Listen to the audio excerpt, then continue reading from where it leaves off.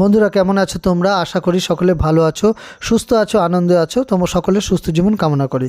তো বন্ধুরা আজকে শুরু করে দিলাম যাত্রা। তো কোথায় যাচ্ছি সেটা তোমাদের কিছুক্ষণ পরেই দেখাবো।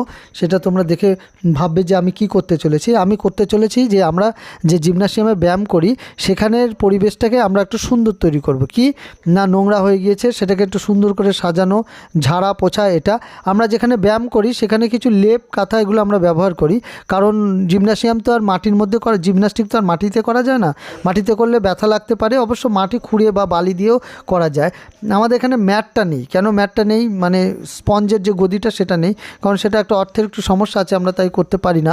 আমরা এই বস্তা টস্তাগুলো দিয়ে ইউজ করি। তো আমরা কি করছি, ঘরটাকে সুন্দরভাবে সাজিয়ে নিচ্ছি, পরিষ্কার পরিচ্ছন্ন করছি। তো আমাদের মেয়েগুলো ভীষণ অ্যাক্টিভ, তারা দেখো ঝাড় টাড় দিয়ে একদম ক্লিন করে ফেলেছে। আর এই স্টিকগুলো দিয়ে আমরা স্টিকটাকে ঘোরাই। আর দেখো আমাদের কাছে সেরকম বালিশ নেই যে বালিশটার মধ্যে আমরা বক্সিং করতে পারি বা কিক করতে পারি।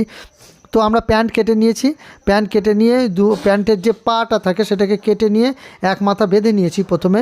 তারপরে আমরা বিভিন্ন ধরনের ন্যাকড়া এর মধ্যে প্রবেশ করিয়েছি। এবার কি করেছি, এই মুখটা বেঁধে নিলাম। এবারটাকে দিয়ে কী করব সেটা তোমরা দেখো। আমাদের হাতে যদি সেরকম জিনিস না থাকে তাহলে আমাদের সাবস্টিটিউট অন্য কোনো ব্যবস্থা করতেই হবে। তো এইভাবে দেখো পা দিয়ে মারলে পায়ের স্ট্রেংথ বাড়বে এবং সঠিকভাবে কিক করতে পারবে। বক্সিংয়ের সময়ও এখন দেখা যাচ্ছে যে পায়ে থায়ে মারতে হয় অনেক সময় প্রয়োজন অনুসারে।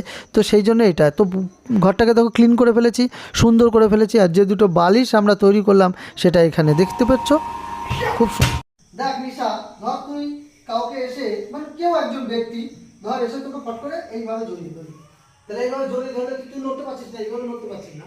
তুই এবার আমাকে ধর, আমি দেখাচ্ছি কি করবি। এইভাবে ধরার পরে তুই ওকে এইভাবে নাড়ে চালিয়ে ওকে সরাতে পারছিস না, তখন তোকে কি করতে হবে, সেলফ ডিফেন্স অ্যাপ্লাই করতে হবে।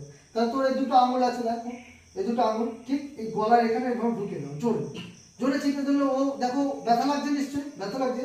এবার ঠিক এই ডান পা যে মেন পয়েন্টটা চট করে মারতে হবে, এইভাবে এইভাবে মারার পরে এই পাটা এখানে বাঁধিয়ে দিলাম, দিলে ওর ইমব্যালেন্স হয়ে গেল। এবার ওকে এইভাবে নিয়ে এইভাবে